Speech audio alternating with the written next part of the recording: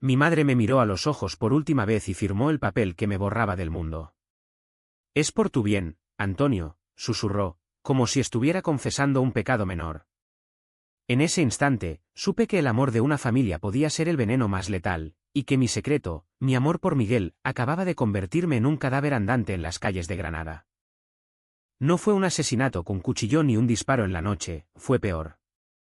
Me despidieron de la vida con una pluma y un notario, mientras yo dormía en la habitación de al lado, soñando con besos robados en el Sacromonte. Desperté huérfano de herencia, de nombre, de todo lo que un hombre de 30 años como yo había construido con sudor en esta ciudad de moriscos y poetas. Y entonces, el eco de su risa falsa me persiguió. ¿Quién necesita un hijo maricón cuando hay euros en el banco? Creía que Granada era mi refugio eterno, esa ciudad donde el sol besa las azoteas de tejas rojas y el viento del sur susurra secretos en las cuevas del Sacromonte. Nací aquí, entre el bullicio de las teterías y el aroma a jazmín que impregna las calles estrechas del Albaicín. Mi nombre es Antonio, y hasta hace unos meses, era el hijo perfecto, ingeniero en una firma de arquitectos que restauraba palacios nazaríes, con un sueldo decente que mandaba religiosamente a casa. Mis padres, Francisco y Carmen, vivían en una casa modesta en el Realejo, rodeados de recuerdos de una España que ya no existía, crucifijos en las paredes, fotos en blanco y negro de abuelos franquistas, y un silencio ensordecedor sobre cualquier cosa que oliera a diferencia. Pero yo cargaba mi propia cruz. Desde los 16, cuando besé por primera vez a un chico en las sombras del mirador de San Nicolás, con la alhambra de testigo silenciosa, supe que mi corazón latía al revés del guión familiar. No era solo atracción, era un hambre profunda, un vacío que ningún rosario podía llenar. Me casé con Laura por obligación, un matrimonio breve y estéril que duró lo que un suspiro en la Sierra Nevada. Ella se fue a Madrid con un divorcio limpio, y yo quedé solo, fingiendo normalidad en cenas dominicales donde mi padre repetía chistes sobre esos maricones de Barcelona mientras yo masticaba paella con la garganta apretada. Miguel entró en mi vida como un rayo de sol filtrándose por las celosías de la mezquita, aunque él era de Córdoba, su acento andaluz puro me atrapó en una exposición de arte en el centro Lorca. Tenía 28 años, ojos negros como el azabache de las joyerías granadinas, y una risa que hacía vibrar las cuerdas de mi alma. Era pintor, uno de esos artistas bohemios que viven de encargos en las tabernas del Campo del Príncipe, retratando flamencos y gitanos con trazos furiosos. Nuestra primera noche fue en su estudio improvisado en una cueva rehabilitada del Sacromonte, velas parpadeando contra paredes de yeso, el sonido lejano de un cante hondo, y sus manos explorando mi piel como si fuera un lienzo virgen. «Antonio, ¿por qué tiemblas tanto?», me preguntó, su aliento cálido contra mi cuello. Yo no respondí, solo lo besé, saboreando la sal de su sudor mezclado con el olor a trementina. En ese momento, el mundo se redujo a nosotros dos hombres rompiendo cadenas invisibles bajo la luna de Granada. Pero al amanecer, la culpa regresó como una resaca. ¿Cómo contarle a mi familia? Mi padre, con sus manos callosas de mecánico jubilado, me había criado para ser hombre de verdad, fútbol los domingos, cerveza con los amigos, y silencio sobre los sentimientos. Mi madre, devota de la Virgen de las Angustias, rezaba por mí cada noche, aunque nunca supiera por qué.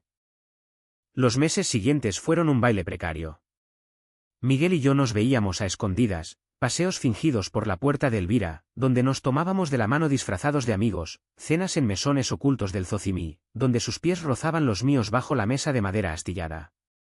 Él era mi salvación, mi fuego interior. Eres como el Guadalquivir en sequía, Antonio, profundo, pero oculto, me decía, trazando mapas invisibles en mi espalda con sus dedos. Yo reía, pero por dentro, el peso de la mentira me ahogaba. En casa, mis padres notaban mi distancia. ¿Qué te pasa, hijo?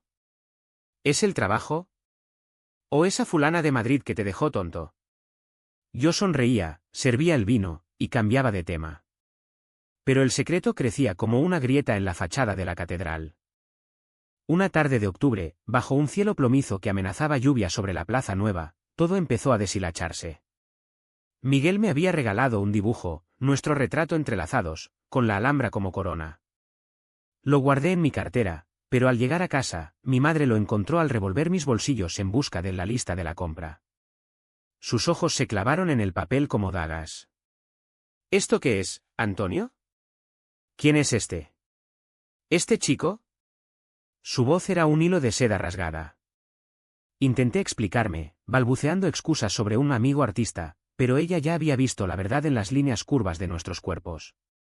Lloró esa noche, no de rabia, sino de una pena antigua, como si yo hubiera profanado el altar familiar.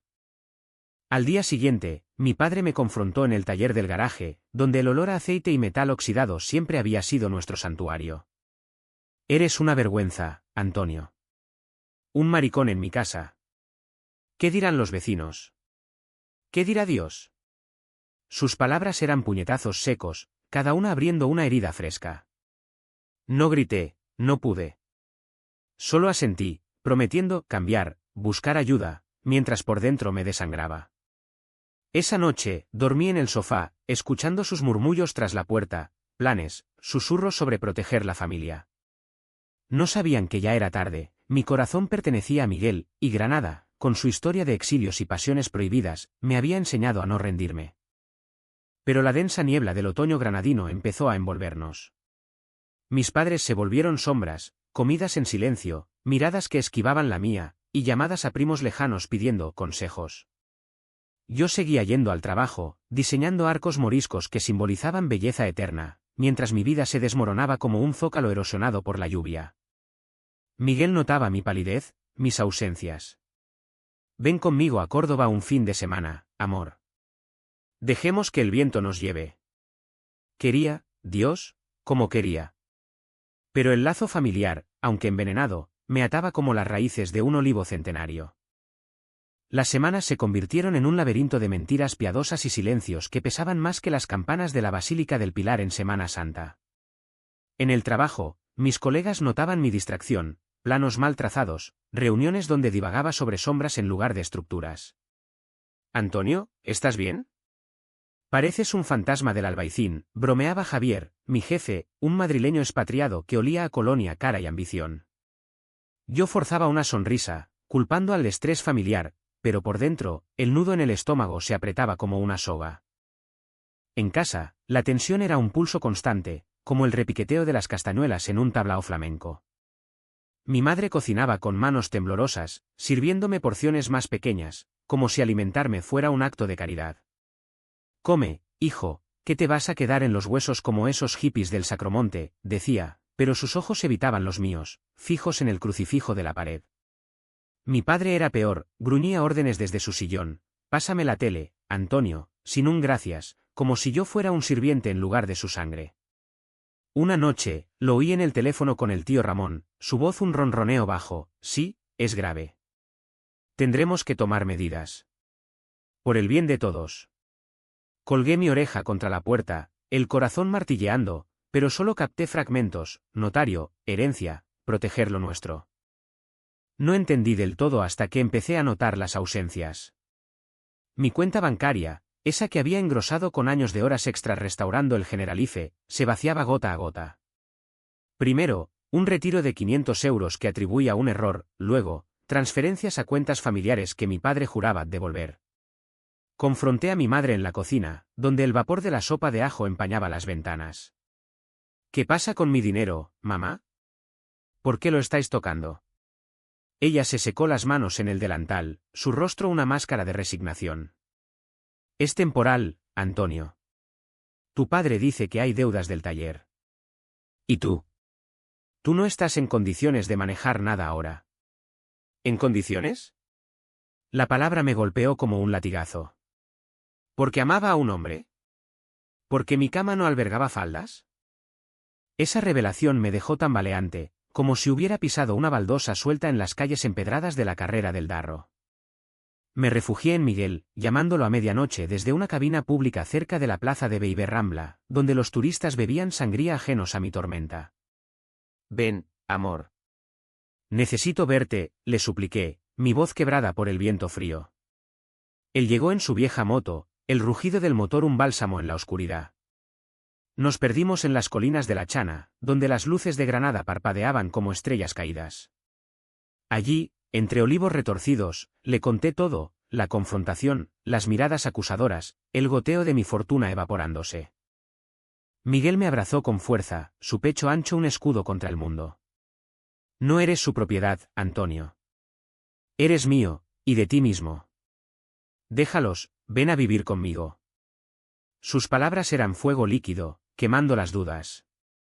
Por un momento, imaginé una vida libre, mañanas pintando con él en la cueva, tardes paseando de la mano por el paseo de los tristes, sin miedos ni sombras.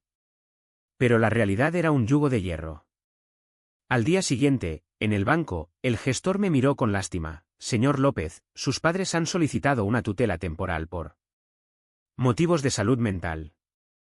Han presentado documentos. ¿Salud mental? Me reí, una risa amarga que resonó en la sala de mármol frío. ¿Mi único crimen era amar sin disfraces? Regresé a casa como un condenado, el sol de mediodía abrasando mi nuca como una marca de Caín. Mi padre estaba en el patio, podando rosales con tijeras oxidadas, su silueta recortada contra el muro blanco. Siéntate, Antonio. Hablemos como hombres. Obedecí, el banco de madera crujiendo bajo mi peso.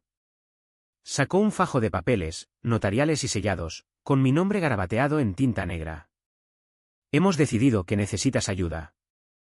Un terapeuta, un retiro. Mientras, gestionaremos tus finanzas. Es por tu bien.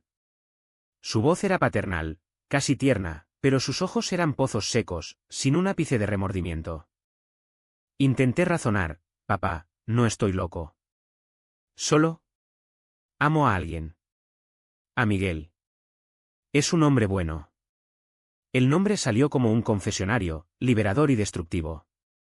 Su rostro se endureció, las venas del cuello hinchándose como raíces enfurecidas. ¿Miguel? ¿Ese pintor de mala muerte? ¿Crees que eso es amor? Es una aberración, hijo. Una plaga que te está comiendo vivo. Golpeó la mesa con el puño, las tijeras cayendo al suelo con un tintineo metálico. Mi madre apareció en la puerta, cruzando los brazos sobre el pecho como un escudo. Escucha a tu padre, Antonio. Dios nos pone pruebas, pero también soluciones. Esa noche, solo en mi habitación, esa celda con pósters de Gaudí y libros de Lorca que ahora me asfixiaban, lloré por primera vez en años. No por el dinero, que podía recuperar con trabajo, sino por el amor traicionado, por la familia que me había parido solo para desheredarme vivo. Miguel me mandó un mensaje: te espero en el mirador. No estás solo. Pero no fui. El miedo me paralizaba, un miedo primitivo, como el de un niño en la oscuridad de la Alpujarra. Mañana, pensé, mañana lo arreglo. Pero el mañana trajo solo más silencio, más extracciones bancarias, más miradas que me despojaban capa a capa. Granada, con su belleza cruel, parecía burlarse de mí, las fuentes del patio de los Leones susurraban mentiras eternas, y el viento del Darro llevaba ecos de pasiones reprimidas de siglos pasados. Yo era solo otro exiliado en mi propia ciudad, un fantasma antes de tiempo, caminando por plazas llenas de vida mientras mi mundo se desvanecía en tinta y firmas falsas. El invierno llegó a Granada como un manto gris, cubriendo las sierras con nieve que se derretía en riachuelos sucios por las alcantarillas del centro. Mis días se volvieron rutina mecánica, café negro en la plaza de Mariana Pineda, horas frente a la pantalla dibujando cúpulas inexistentes, y noches en vela contando las grietas en el techo de mi habitación. Mis padres actuaban como si nada, mi madre me preparaba el desayuno con una sonrisa forzada, tortilla de patatas, como te gusta, mientras mi padre leía El Ideal en la mesa, comentando escándalos locales como si el mío no existiera. Pero el aire estaba cargado, espeso como el humo de un puro en una sacristía. Las humillaciones sutiles se acumulaban como polvo en los zócalos de la Alhambra. Una tarde, encontré mi armario revuelto, camisas planchadas con notas adhesivas que decían, para donar, y fotos de Laura, mi ex, esparcidas como recordatorios de un pasado normal. ¿Por qué haces esto, mamá?, le pregunté, sosteniendo una polaroid arrugada. Ella se encogió de hombros, limpiando una mancha invisible en la encimera. Solo organizo, Antonio. No querrás cargar con cosas que no usas. No usas. Como si mi vida entera fuera un estorbo, un mueble viejo en una casa nazarí. En el trabajo, la presión creció. Javier me asignó un proyecto grande, la restauración de un hammam en el Bañuelo, un baño árabe escondido en las entrañas del Albaicín. Es tu oportunidad, Antonio. Demuestra que vales. Pero cada boceto que trazaba se teñía de mi rabia interna, arcos torcidos, aguas estancadas simbolizando mi alma atrapada. Llamé a Miguel desde el baño de la oficina, el eco de mi voz rebotando en azulejos fríos. No aguanto más, amor. Me están matando despacio. Él, siempre el ancla, respondió con calma andaluza, ven esta noche. Trae una botella de manzanilla y déjame pintarte desnudo. Recordemos quiénes somos. Su invitación era un faro, pero el camino hasta el Sacromonte se sentía como cruzar el estrecho en una barca rota. Llegué al anochecer, el cielo púrpura sobre las cuevas blancas. Miguel me esperaba con un lienzo en blanco y una guitarra española apoyada en la pared. Nos amamos con urgencia, sus manos borrando las marcas invisibles de mi familia, su boca un bálsamo en mis llagas. Después, tumbados en esteras raídas, me habló de su propia herida, un padre herrero en Córdoba que lo echó a los 20 por ser débil. Sobreviví pintando retratos en ferias, Antonio. Tú también puedes. No dejes que te definan. Sus palabras me calaron hondo, como la lluvia fina que empezaba a caer fuera, tamborileando en el tejado de pizarra. Pero la ilusión duró poco. Al día siguiente, mi padre me interceptó en la puerta, con un sobre en la mano. Firma esto, hijo. Es para el notario. Solo formalidades. Lo abrí con manos temblorosas, un poder notarial amplísimo, cediendo control total de mis bienes. No, papá. No lo haré. Mi voz salió firme, por primera vez en meses. Su rostro se contorsionó, una mezcla de ira y decepción. ¿Crees que puedes contra nosotros? Eres un enfermo, Antonio. Necesitas protección. Protección. La palabra resonó como una burla en las paredes encaladas. Esa semana, las extracciones se aceleraron. Mi cuenta, que había alcanzado los 40.000 euros con bonos de proyectos, bajó a 15.000 en días. Confronté a mi madre en el mercado de San Agustín, entre puestos de aceitunas y especias que picaban en los ojos. ¿Cuánto habéis tomado ya? ¿Es por venganza? Ella dejó caer una bolsa de tomates, su rostro pálido como la harina. No es venganza, Antonio. Es supervivencia. Tú. Vicio nos arrastra a todos. El cura dice que es una posesión. ¿Posesión? Reí hasta que dolió, atrayendo miradas de vendedores granadinos. El único poseído aquí eres tú, mamá, por el miedo de los demás. Regresé a casa y empaqué una maleta pequeña, ropa, mi portátil, el dibujo de Miguel. Planeaba irme, empezar de cero en una pensión del centro. Pero al bajar las escaleras, mi padre me esperaba con el teléfono en la oreja. Sí, notario, proceda. Declárenlo incapacitado. Sí, por demencia inducida. Colgó y me miró, impasible. ¿Qué has hecho?, susurré, el mundo girando. Lo que un padre debe hacer. Te declaramos muerto en vida, Antonio. Para salvarte de ti mismo. Y para salvarnos a nosotros. El golpe fue sordo, como caer en un pozo sin fondo. No grité, no pude. Solo salí a la calle, la maleta arrastrándose por el empedrado húmedo, mientras la lluvia lavaba las lágrimas de mi rostro. Granada, mi amada, se volvía enemiga, cada esquina un recuerdo de infancia robada, cada plaza un escenario de mi ejecución sumaria. Llamé a Miguel desde un bar en la Beiber Rambla, mi voz un hilo roto, han firmado mi sentencia. Soy un cadáver con pulso. Él vino volando, su moto derrapando en charcos. Me llevó a su cueva, donde el calor de una estufa de leña no bastó para descongelar el hielo en mis venas. Dormí poco esa noche, acurrucado contra él, escuchando su respiración rítmica como un mantre. Pero el amanecer trajo claridad cruel, mis cuentas estaban congeladas, mi identidad legal en limbo. Era un hombre sin patria en su propia ciudad, un espectro en las sombras del Sacromonte. Los días siguientes fueron un borrón de supervivencia cruda, como las novelas de Delibes que leía de adolescente, realismo sucio, sin adornos. Me instalé en la cueva de Miguel, un espacio caótico de óleos manchados y lienzos apilados contra paredes húmedas. Él pagaba el alquiler con retratos apresurados para turistas, sonrisas falsas por euros reales, bromeaba, y yo contribuía con lo poco que saqué antes del bloqueo, 200 euros en efectivo, suficientes para pan y vino barato en el mercadillo de El Salvador. Granada, desde las alturas del Sacromonte, parecía un tapiz roto, la Alhambra un castillo de arena, el Albaicín un laberinto de traiciones. El shock inicial dio paso a una rabia sorda, un fuego lento que me consumía por dentro. Caminaba solo por las veredas gitanas, pateando piedras sueltas, imaginando los rostros de mis padres disueltos en el río Genil. ¿Cómo pudieron? Yo, que había sacrificado sueños por ellos, rechacé una oferta en Sevilla para quedarme cerca. Envié dinero mes tras mes mientras ellos ahorraban para un crucero por el Mediterráneo que nunca mencionaron. Su muerte en vida no era solo legal, era un asesinato emocional, un corte quirúrgico que me dejaba sangrando en silencio. Miguel era mi único salvavidas, pero incluso él empezaba a agrietarse bajo la presión. Tenemos que pelearlo, Antonio. Un abogado, un juez. Esto es ilegal, insistía, mientras preparaba Temoruno en una tetera abollada. Yo negaba con la cabeza, tumbado en el jergón que compartíamos. Es su palabra contra la mía. ¿Quién creería a un enfermo mental sobre sus padres devotos? La apatía me envolvía como la niebla matutina en la vega.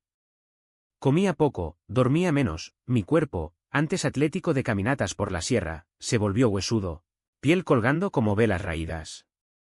Una mañana, bajo un sol pálido que filtraba por las rendijas de la cueva, recibí una llamada de un número desconocido. Era el notario, un hombre de voz nasal y acento malagueño. Señor López, sus padres han procedido con la declaración de incapacitación.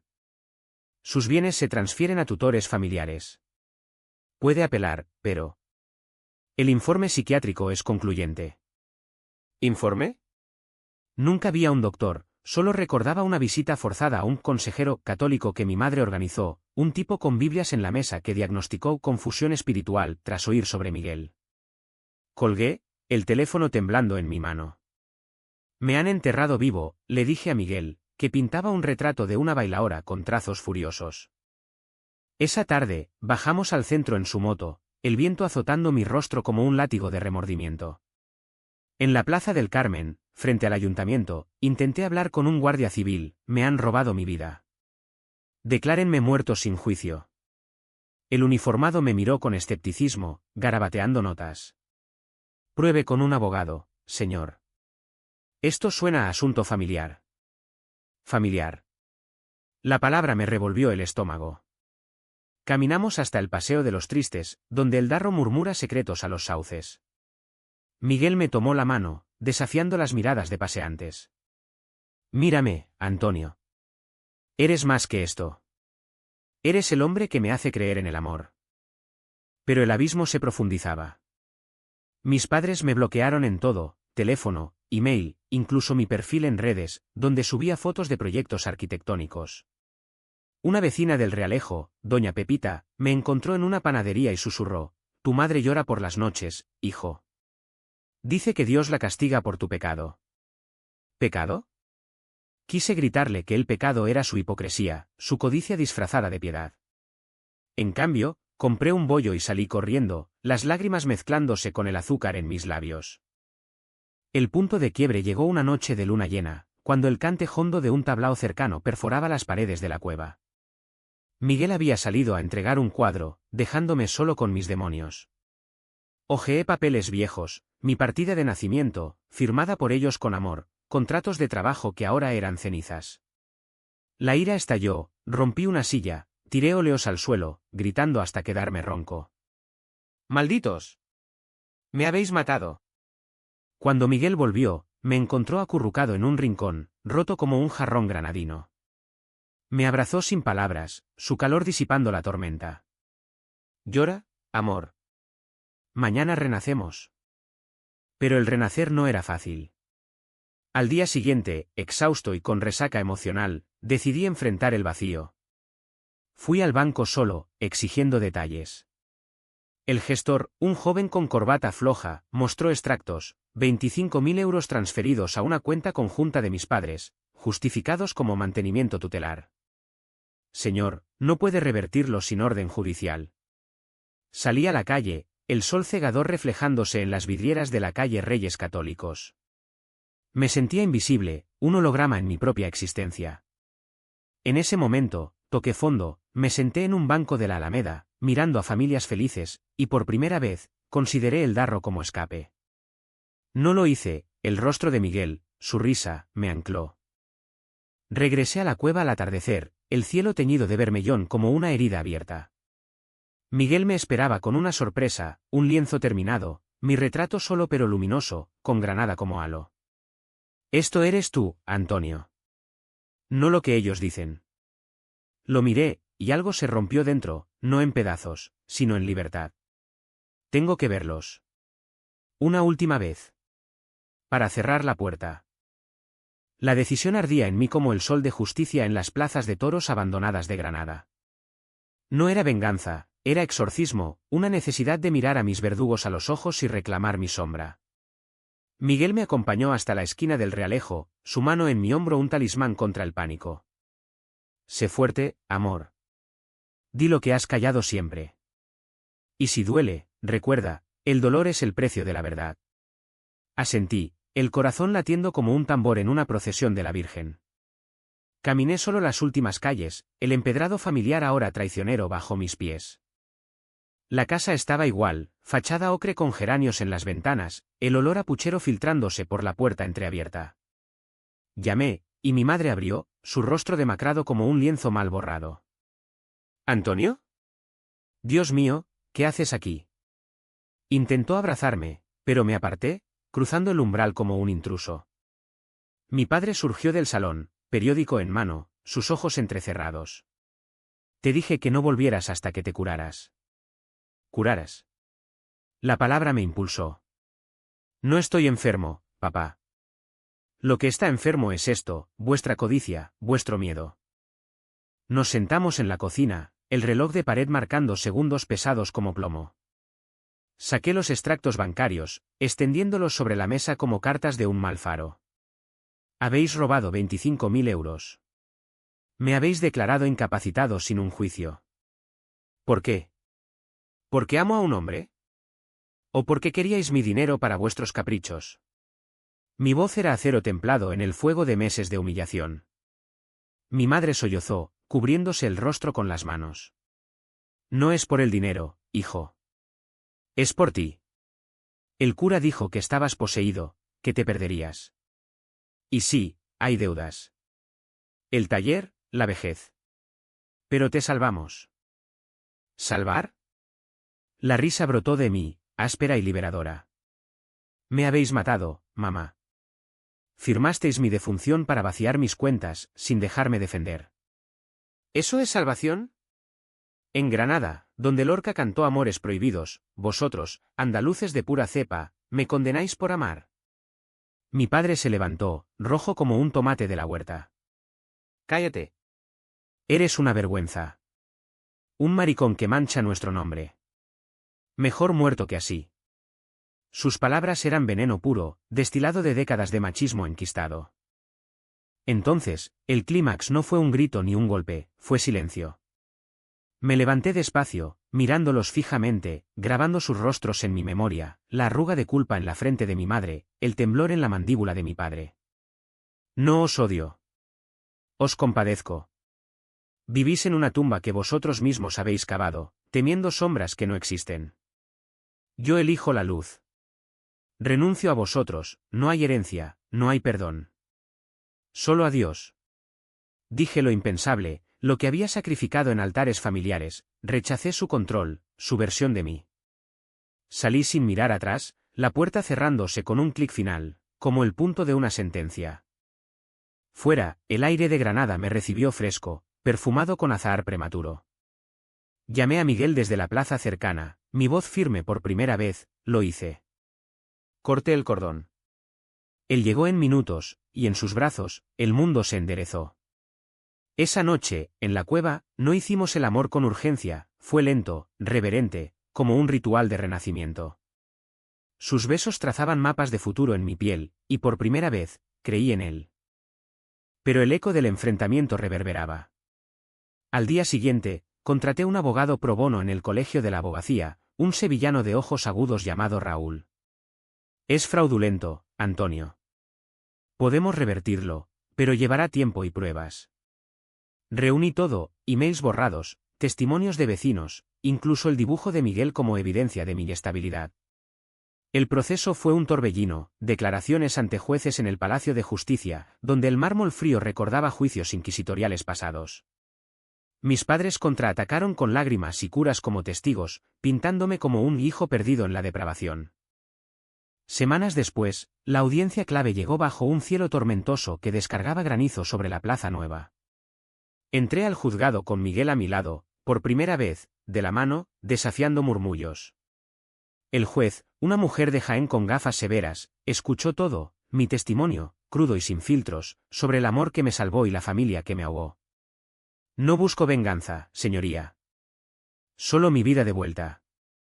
Mis padres, sentados al otro lado, parecían envejecidos de golpe, mi madre con un rosario entre dedos nudosos, mi padre rígido como un ciprés.